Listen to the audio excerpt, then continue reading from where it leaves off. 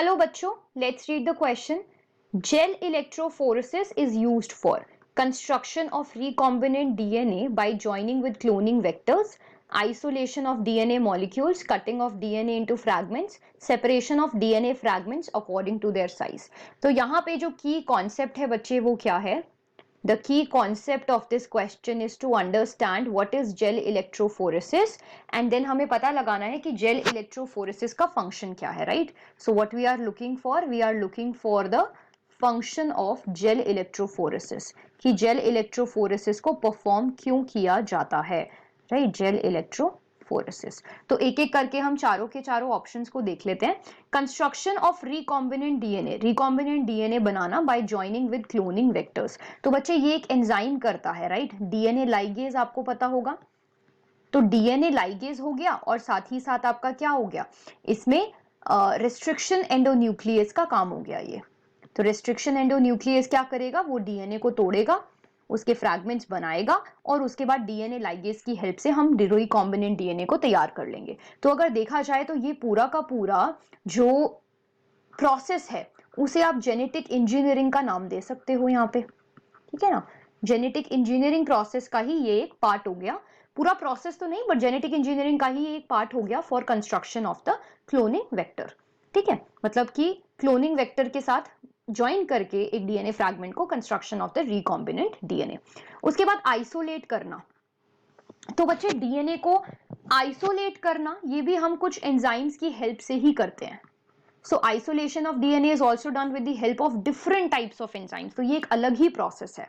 उसके बाद cutting of the DNA into fragments. तो डीएनए को फ्रैगमेंट्स में कट करने का काम अगेन कौन करता है, रिस्ट्रिक्शन एंडोन्यूक्लियस करेगा. करेक्ट. तो इसका करेक्ट आंसर क्या हो गया, separation of the DNA fragments to their size. तो यहां पे अगर हम थोड़ी सी बात कर लें जेल इलेक्ट्रोफोरेसिस के बारे में, तो जेल इलेक्ट्रोफोरेसिस जो है बच्चे ये सेपरेट करता है, क्या करता है, ये सेपरेट करता है डीएनए के फ्रैगमेंट्स को. एक डीएनए आपने लिया, उस डीएनए के फ्रैगमेंट आप ऑलरेडी कर चुके हो with the help of restriction endonuclease. तो उन डीएनए के साइड्स को, सॉरी उन डीएनए के किसको, फ्रैगमेंट्स को, उनको क्या करना पड़ेगा, सेपरेट करना पड़ेगा. तो उसे ही आप क्या, उस वो प्रोसेस किससे होता है, that process is done with the help of gel electrophoresis. तो ये डीएनए के फ्रैगमेंट्स को भी सेपरेट कर सकता है, ये आरएनए के फ्रैगमेंट्स को या फिर प्रोटीन के फ्रैगमेंट्स को भी सेपरेट करता है. तो डीएनए के फ्रैगमेंट अगर हम पर्टिकुलरली बात करें तो ये कैसे सेपरेट करता है, on the basis of their size, according to their size. ठीक है ना, उनके साइज के हिसाब से सेपरेट करता है. जिनका साइज छोटा होता है they move far away from the wells. ठीक है ना, वेल्स होते हैं, ये पूरा का पूरा एक प्रोसेस है जिसे आप लोग दोबारा एक बार पढ़ लेंगे तो बहुत अच्छे से क्वेश्चन आपको और अच्छे से समझ आ जाएगा. ठीक है, अगर प्रोटीन्स की बात करें तो वो सिर्फ साइज के बेसिस पे नहीं बल्कि साइज के साथ साथ चार्ज के बेसिस पे भी सेपरेट होता है according to their size and the charge. ठीक है, तो जेल इलेक्ट्रोफोरेसिस को बच्चे हम बहुत सारी चीजों में यूज कर सकते हैं.